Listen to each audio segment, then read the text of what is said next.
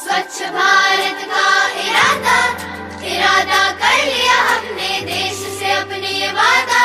गाव आमचं दाटेगाव पूर्वी वाळवंटासारखं दुष्काळात राहिलेलं हे गाव, ज्याकडे कुणाचंही लक्ष नव्हते. महाराष्ट्रामध्ये हिंगोली जिल्ह्यातील दाटेगाव नावाचं एक छोटंसं गाव. या गावामध्ये प्रवेश करताना आपल्याला हिरवेगार झाडे झुडपे दिसतात. दाटेगाव या आनंद नगरीचा विकास कसा झाला ते आज आपण पाहूया. पूर्वी गावामध्ये सांडपाण्याचे अजिबात नियोजन नव्हते. त्यामुळे सर्व घरातील सांडपाणी हे रस्त्यावर येत असल्या कारणाने रस्त्यावर जागोजागी खड्डे साचलेले असायचे. गावाच्या प्रवेशद्वाराला एक खूप मोठे डबके साचलेले असायचे. त्या पाण्यातून शाळेत जाणारे मुले मुली, शेतात जाणाऱ्या महिला, पुरुष वर्ग या सर्वांना त्या पाण्यातून जावे लागत असे, कारण दुसरा पर्यायच नव्हता. आणि गावातील सांडपाणी, नाल्यातील घाण पाणी हे सगळं त्या एका ठिकाणी साचून राहायचं. स्मशानभूमीमधील कैर कचरा बाहेर काढून त्या जमिनीची मशागत करून त्या जमिनीमध्ये झाडे लावायला सुरुवात केली. झाडे लावण्यासाठी महिला मंडळ, छोटे छोटे शाळेतील मुली मुली, पुरुष मंडळ, तरुण वर्ग व ज्येष्ठ मंडळ असा सर्वांनी सहभाग घेतला आणि सगळीकडे झाडे लावण्यात आली. झाडे तर सर्वांनी लावली, पण त्या झाडांना पाणी पुरवठा करण्याचे काम महत्त्वाचे होते. त्यासाठी गावकरी मंडळी आणि महिला मंडळ भांड्याने डोक्यावर पाणी आणून झाडांना पाणी घातले आणि झाडांची जोपासना केली.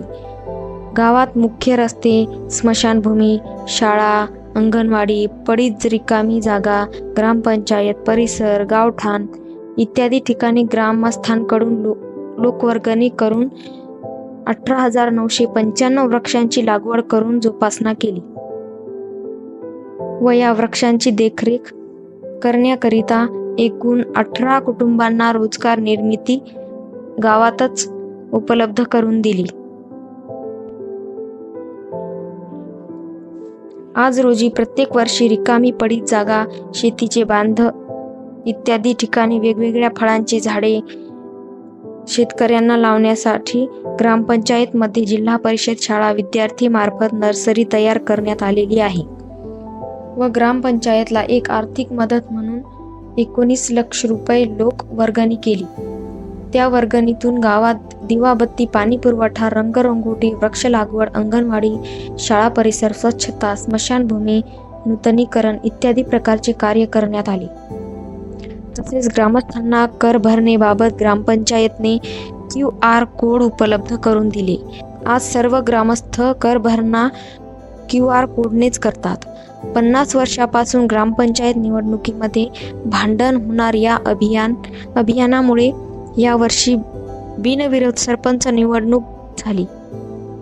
एकेकाळी विकासापासून अतिशय दूर असणारे दाटेगाव स्वच्छता अभियानच्या माध्यमातून प्रत्येक दिवशी काही ना काही कार्यक्रम होत गेले.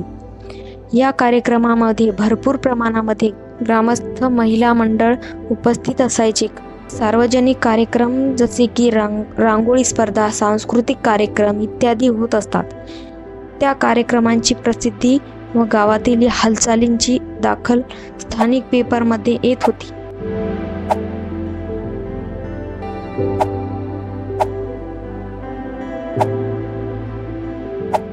लोकांना वाटायचं की खराब नावाने गाजत असलेलं गाव आज या स्वच्छता अभियानाच्या माध्यमातून आदर्श दाटेगाव होत असल्याचे वाचायला मिळत आहे.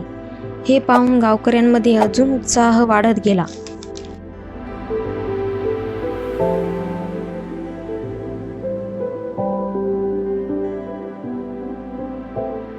व लोकांनी सर्व घर, मंदिर, विहार एकच रंग देण्याचे ठरविले, तो म्हणजे पिवळा रंग. एकात्मतेच्या या भावनेने ग्रामस्थांनी स्वखर्चामधून पिवळा रंग गावातील घरांना दिला व प्रत्येक घरांवर मुलींचेच नाव टाकण्यात आले. त्याचप्रमाणे प्रत्येक शौचखड्ड्या शेजारी एक वृक्ष मुलींच्या हस्ते लावण्यात आले. हे सर्व ग्रामस्थांनी कोणत्याही राजकीय पुढारी किंवा पक्षपात, जातीभेद, उच्च नीच व गरीब श्रीमंत न करता सर्व ग्रामस्थ एकत्र येऊन केले. या सर्व गावकऱ्यांच्या सहभागामुळे गावाला पुढे पुरस्कार प्राप्त झाला.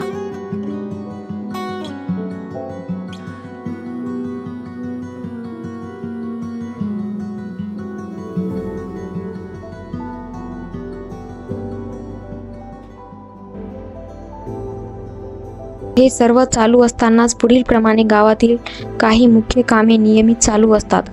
जसं की गावातून दररोज घंटागाडी फिरते.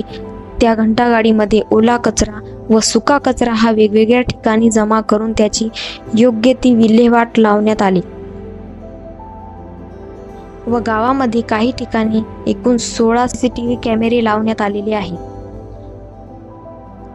त्याचप्रमाणे गावामध्ये 45 दिवसात 238 शौचालयाचे बांधकाम ग्रामस्थांनी वैयक्तिकरित्या केले.